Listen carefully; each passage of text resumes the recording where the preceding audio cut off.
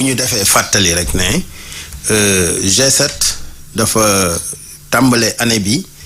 ci benn plan d'action parce que ñun jàpp nañ ne soo xoolee depuis presque 1 an et demi maanaam at ak genn wàll ñun dañu jëloon option ne dëkk bi mu ngi ci benn 3e alternance boo xam ne day laaj tamit benn attitude bu bees ñëpp xam nañ ne syndicat ak gouvernement liñ fi nekkee woon mooy xiiroo ak ŋaayoo lu tax parce que gouvernement toujours day signer ay accord du ko jëfe donc syndicat yi aussi di wax ne nañu jëfe accord yooyu donc soo xoolee quelque part loolu moom moo marqué presque les 20 dernières années mais ñu ne peut-être ak contribution bi société civile def ba ñu am ci 3e alternance ñu ne war nañ mun am taxawaay bu yees ñu ne kon peut-être bii lan lay laaj mooy peut-être changer de stratégie bi na nekk stratégie d'alerte et évidemment aussi stratégie de communication pour que ñëpp xam lan mooy problème mais au bout d'1 an et demi presque 2 ans alors ñu démarré année scolaire bi ñun bi ñu defee bilan dañu rendre compte que ne en termes de prise en charge des préoccupations maanaam si fi ñu toll ci niveau bi nga xam ne moom lañ doon xaar par exemple gisuñ ci dara tey ñun bi ñu defee sax suñu évaluation du niveau de mise en œuvre des accords dañu gis ne c'est autour de 30%. Alors si la ñu nee nag kon comme def nañ stratégie yooyu noonu te jàllul léegi nag li fi des mooy quand même ñu dem ci beneen phase bu bees boobu lañ entamé moo tax ñu ne dès le début de l'année scolaire 2025-2026 dañuy lancer plan d'action tënk ko ci ñeenti point benn bi mooy ñu lancer li ñuy wax octobre rouge alors muy loo xam ne peut-être dañu wax jàngalekat yépp nañ takk ay brassards rouges pendant tout le mois et bi ñu xaymaa aussi vraiment lu jàngalekat yi rafetlu la te ñu ngi koy respecter dans la plupart des écoles nga jël deuxième point bi mu nekk conférence de presse bi ñu def le 10 octobre vraiment defe naa Sénégal ñëpp suivre nañ ko mu nekkoon conférence de presse bu réussir presse bi ñëw def une bonne couverture médiatique alors 2 derniers points yi nag ñu ne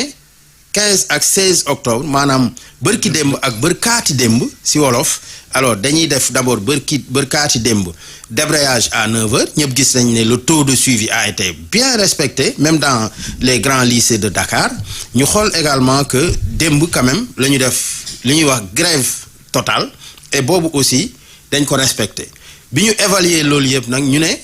xëy na actuellement il faut que ñu dem vers une réunion d'évaluation boo xam ne bii léegi G7 day toog nag xayma mais ñàkkul aussi ma wax au passage que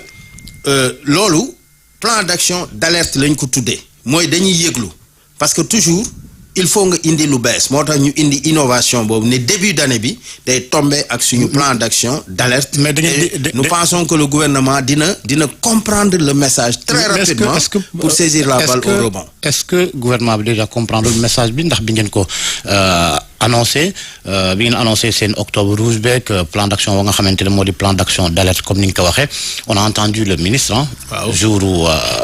rentrée des classes mu leen naan loolu yëpp ngeen teg ko ci suuf ndax li jëm ci décisionnaire du yàggati ñu lijjanti ko waaye loolu dina tax sax ma def ñaari précision yu am solo précision bu njëkk bi mooy déglu nañ message bi mais li ñuy fàttali foofu mooy communication boobu nga xam ne moom le gouvernement def keroog ci conférence de presse bi jàpp nañ ne amul lu bees xam nga lan mooy amul lu bees mooy gis nga ñun dañu toll phase boo xam ne bi xaaratuñu ay wax ay kàddu déedéet ay acte ay jëf la ñuy xaar li ko waral mooy bu dee ay kàddu rek jàpp naa ne kàddu yi ëpp solo ñu ngi ko déggoon le 27 février 2025 le 27 février 2025 bu ñëpp fàttali ko moom moo amoon la grande rencontre tripartite alors gouvernement toog syndicat yi toog même le patronat ñëpp ñoo toog les employés après ñu waxtaan ñu ne ci foofu ci kàddu sax premier ministre que lépp lu jëm ci wàllu li nga xam ne mënta ñàkk ba ñu cité waale question décisionnaire ne bu ñu génnee ci rencontre boobu dañ koy régler soo jëlee donc loolu dafa am lu ko jiitu sax muy le 13 janvier li ñu njëkkoon daje ak ministre fonction publique ba tënk ne dañuy modifier ñaari décret yi nga xam ne ñoo tax ñu soppi nekkinu décisionnaire donc boobu ba léegi su dee ne dañu toog presque 1 an après ay kàddu ñëwaat mais kàddu yooyu du doon loo xam ne dina mun a engager quand même le G7 donc pour dire court rek mooy ñun li ñu doon xaar ci gouvernement actuellement c'est pas ay conférence de presse ay promesses encore loolu. da ngeen jàpp ne mbir mi dafa am manque de sincérité. non c'est que li ñu jàpp sax d'ailleurs mooy d'abord mooy li ma doon wax sànq am na lenteur boo xam ne manque de volonté lañ koy tuddee ñun manque de volonté deuxième chose bi mooy aussi bu ñu juum parce que tey bu ñu jëlee lépp tënk ko ci décisionnaires yi kese bàyyi yeneen points yi aussi quelque part ñoom dañuy rater l'approche parce que ñun wax nañ ne tey dafa am ay accords yu ñu signé ay la yéwén il faut ñoom ñu régler problème mu décisionnaires yi il faut te problème mu décisionnaires yi signature de décret yi ci lañ toll am na aussi yenn aspect corollaire yoo xam ne defe naa ñoom xam nañ ne mënta ñàkk mooy que il faut ñu régler la question de la pension de retraite bi nga xam ne tey décisionnaire bi de pension bi ñu koy jox c'est dérisoire alors mécanisme yi ju waxtaan nañ ci aussi yokk durée bi nga xam ne ni moom mooy soit montant cotisation yi d'abord ensuite durée bi ñu xool est-ce que mën nañ leen defal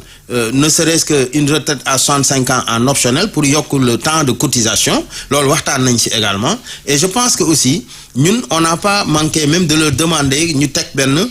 plan de redressement bu leen di permettre que ñu aligner la pension des retraites des fonctionnaires et des décisionnaires ñu boole leen pour que ñoom ñu mën a am quand même lu gën a normal que li ñu am leneen li mooy mais dafa am yeneen point yu am solo yoo xam ne nii aussi traitement discriminatoire boobu ñoom buñ ci duggee du dem aujourd'hui il faut ñu fàttali ne la question des lenteurs administratives tey la waalo gën a ay te moo tënk carrière jàngalekat te loolu tant que jógewu fi même yeneen problème yi fi nekk du fi jóge comme ni ñu koy waxee d'habitude parce que soo xoolee loolu mooy indi que état bi di yoreel ay bor jàngalekat yi ndax seen kayit yi yéex a génn bor yooyu tamit lu temps bi di gën di dem bor yi di gën di yokku ba pare loolu muy indi nag comme conséquence leneen li ñu tuddee la surimposition mooy nga am sa bor bu la nguuru Sénégal war a fay ba pare nag ñu ñëw maanaam imposer ko d'une façon boo xam ne même ñoom reconnaître nañ ne normalul parce que ñun buñ ciy wax souvent dañuy rappeler benn fait historique à l'époque donc bi fi le régime sortant nekkee ñun dañu consulter woon un pool d'inspecteurs des impôts et domaines jël leen ne leen nañ ñu defal quand même benn séminaire pour que ñu xam exactement la question de la surimposition ndax am na wala amul alors bi ñu waxtaanee ak ñoom jël leen ñu defal ñu séminaire bi ñu def li ñuy wax des études de cas ñu jël ay cas wu enseignants yoo xam ne nii quand même dañu jot seen rappel ñu dagg leen plus que li ñu leen war a dagg ñu jox leen bulletins yi ñu étudier ko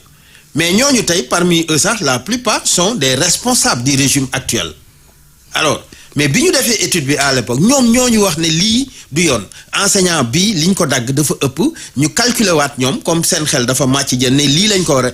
reprendre tous les bulletins ba pare ñu waxtaan ñu ne ñu lii da ngeen koy teg ci table bi ngeen kaas parce que du yoon mais on l'a fait à l'époque d'ailleurs lañ ñu proposé woon la solution qu'on appelle l'étalement alors mais tey solution boobu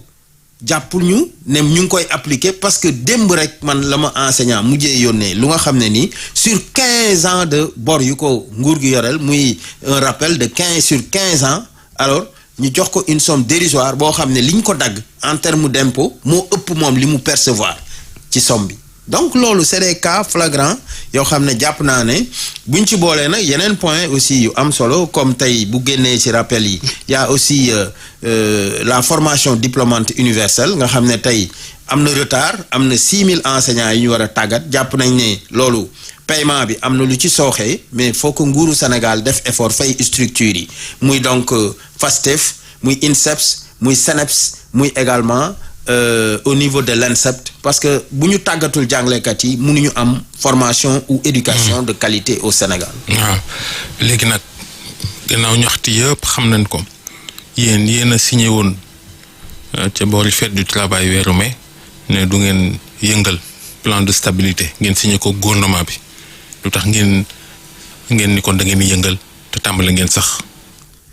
Très bien Babacar il faut me revenir ci pacte de stabilité bi nga gis nga lu jëm ci pacte de stabilité sociale bi il faut me rappeler position wu ñun suñu syndicat et d'abord biñ koy signé ñun SAEMS yëglu woon nañu ñu wax ne pour ñun processus bi war a mener au pacte déjà dañ ko biaisé parce que si tout le monde se rappelle bi ñu demee déjà à la rencontre tripartite de février automatiquement foofu lañ annoncé ne dinañ dem vers la signature d'un pacte si foofu ak feetu 1er mai et pour man il faut nit ñi am beneen compréhension de la stabilité gis nga un pacte de stabilité bu ñu koy signer l'objectif mooy tudd la stabilité globale du stabilité sectorielle de mais globale maintenant lan mooy indi la stabilité globale mooy la somme des stabilités sectorielles maanaam il faut ñu am stabilité ci secteur éducation. global boobu gaa yaa ngi yëngu ni ngeen di yëngoo noonu la sax centrale syndicale yi waxee. mais loolu nag mooy problème bi kon xam nga li ñu waxoon ñun l'histoire nous a donné raison que ne processus bi dañ ko biaisé parce que boo xoolee tey waxuma la ñun syndicat mais centrale yi bërki démb lañ def seen assemblée générale toog wane ne tey dëkk bi ni muy doxee jaarul yoon y a des problèmes auxquels sont confrontés le monde du travail ñëpp suivre nañ loolu. mais mbaa mbir mi du jaxasoo jamono yu ñu naan det caché crise bi am fii nit ñi yoruñ dara poos yi dara nekku ci ngeen di yëngal da ngeen di yokk ci xar mi karaw finalement. waaw mais nag gis nga tey situation bi aussi nu mu demee Babacar ñun mënuñu bañ a yokk ci xar mi karaw parce que xam nga lu tax soo xoolee déjà wax naa ko plusieurs fois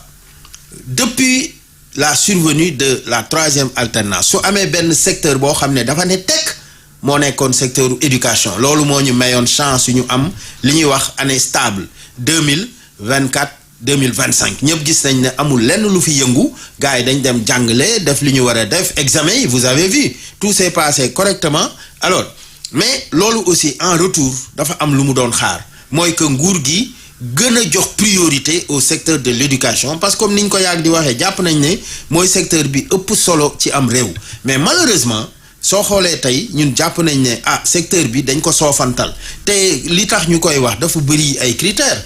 parce que tey pour ñun soo xoolee même en termes d'investissement en termes de part du budget bi nga xam ne moom la éducation occupé tey aussi nga xool secteur bi les problèmes sectoriels par exemple bu ñu la waxee les abris provisoires niveau bi mu toll tey plus de 7000 abris provisoires dans un secteur pour ñun loolu. déet waay ministre bi nee na dañuy dugal intelligence artificielle ci njàng mi te gone yaa ngi jàng ci ay sàkket ba léegi. voilà xam nga loolu benn défi la par exemple tey soo xoolee ñu ne dañuy dugal intelligence artificielle sur cette question aussi man damay wax ne le SAEMS position am dafa leer ñun dañu d'accord parce que tey. il risque d'avoir une fracture. c'est-à-dire que kon. boo sàggantul goney taax yi mel ni ñi ci Ndakaaru ñoom rek ñoo am possibilité donc def intelligence artificielle dëkk ba ca fa nga xam ni réseau téléphone amu fa sax gone yooyu du ñu am intelligence artificielle. mais parfaitement Babacar parce que Sénégal déjà dafa am fracture numérique boobu ñu ngi koy dund nii réellement mais terewul que l'option de dire que tey dañu war a def ci biir njàng meeg njàngale mi intelligence artificielle dama ne loolu moom idée bu baax la xam nga lu tax UNESCO moo ko njëkk a validé tey boo waree àddina bi wërngal këpp foo dem dans les pays yi gën a nekk ay exemple en matière d'éducation intelligence artificielle bokk na ci maanaam li ñu gën a ëppal solo ci seen système mais boo ñëwee Sénégal nag naturellement que ñun buñ ko adopté du méngoo ak suñu réalité pays loolu sax moo indi woon ñun suñu position bi ñu jëloon sur l'usage du téléphone portable bi nga xam ne nii ministre bi dafa tëb ne tere nañ ko dans l'espace scolaire ñun ñu ne woon mais day indi waroo entre nga jël une pareille décision ak tey ñu obtenir dañuy def intelligence artificielle mais soo demee dans les zones les plus reculées. man jaaxle naa ci Sénégal. waaw outil bi gën a xaw a jege pour nit ki mën ko jëfandikoo sax pour loolu. téléphone bi la amul ay boo demee tey dans les zones reculées surtout yenn dëkku Sénégal yi mais da nga mun a fexe ba élève bu nekk am tablette mënut a nekk parce que bind nañ ne dañuy distribuer ay mënut a nekk Sénégal mënul jox élève Sénégal bu nekk tablette ensuite. mais utilisation bi nga mën a def ci tablette bi même du moom nga mën a def ci portable bi kon loolu day indi paradoxe pour ñun yàgg nañu wax ne problème mu Sénégal surtout pour le téléphone à l'école d'abord lu ñu waroon saytu la waxtaane ko ak acteurs yi mais ñu comprendre aussi que effectivement am na ay effets négatifs mais comme ni ma ko waxee man bi ñu demee benn mission Chine un expert en éducation buy def intelligence artificielle ma ne ko non ñun Sénégal dama ko doon tester ne ko du ñu utiliser intelligence artificielle parce que pour tricher la mu ne ma loolu seen vision la yéen ñun dañu jàpp ne intelligence artificielle dañuy xool les aspects les plus positifs ñu jël ko utiliser ko mooy la même chose pour le téléphone mën na am des aspects négatifs ñëpp d'accord nañ si mais dama ne problème bi c'est plus utilisation bi que quand même aspect bu jëm ci utilité tey mën na am njariñ xëy na maintenant dañu war a encadrer l'utilisation wan xale yi ne attention tey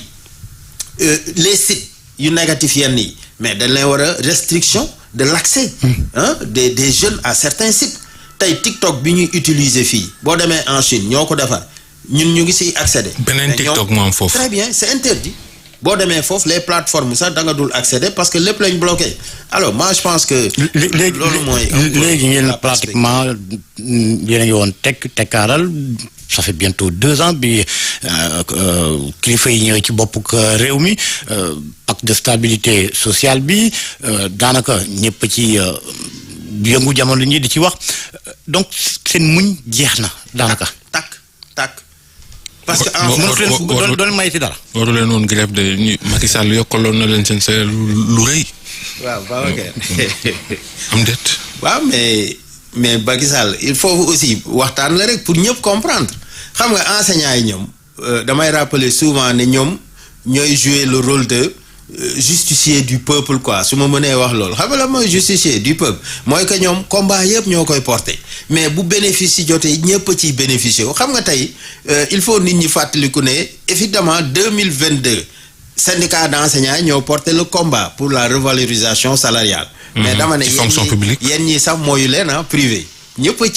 ci bénéficier wu mais maintenant nag gis nga ni ñu ko defaree moom moo indiwaat injustice xam nga lu tax. soo ñëwee fonction publique nga ne aujourd'hui dañu teg li ñuy tuddee la stratégie de correction du système de rémunération comme quoi enseignants yi dañu jàpp ne ñoom seen système de rémunération dafa sooxe parce que ñoom ils sont les parents pauvres nañ ko corriger ñu ne ay la yowén nañ ci dem après régime sortant dem généraliser la correction après yokkaat salaire yëpp tout et puis d'ailleurs yenn yokk yi ci certaines corporations mais mënoo ko sax méngale ak li ñu defal enseignants yi te toujours argumentaire bi ñuy wax ay wàll l'argumentaire du nombre ak yooyu ce qui fait que tey bu ñu delloo fonction publique ñu xoolaat grille salariale bi mën naa la wax ne tey la waalo gën a ay par rapport à ce qu'on appelle l'équité salariale parce que yokk salaire dafa am tamit benn principe bu ñuy wax équité salariale tey foofu lañ toll mooy yow su ma amee sama maîtrise man yow nga am sa maîtrise nga nekk dans le domaine par exemple des impôts et domaines man ma nekk dans le domaine de l'éducation ñu am bac+6 am suñu maîtrise mais est-ce que xel mën na nangu yow nga fay ma sama salaire man juróom benn yoon jëm fukki yoon loolu la ñuy wax problème d'équité salariale mën nga ma ëppale salaire oui parce que bokkuñu ay éléments de salaire etc mais quand même war na demee noo xam ne nii bu ñu tegee ñu ne kii de bac+6 la kii bac+6. yaa ngi indi yeneen difficulté nag. loolu nag mooy équité salariale. loolu mooy équité et jàpp nañ ne. tey nguur gi war na indi aussi solution par rapport à la question. de l'équité salariale. merci El Hadj Malick Youm yow yaa jiite SAEMS di benn ci syndicat jàngalekat yi ne ci Sénégal jërëjëf. jërëjëf Georges Déthié Diop jërëjëf Dieynaba.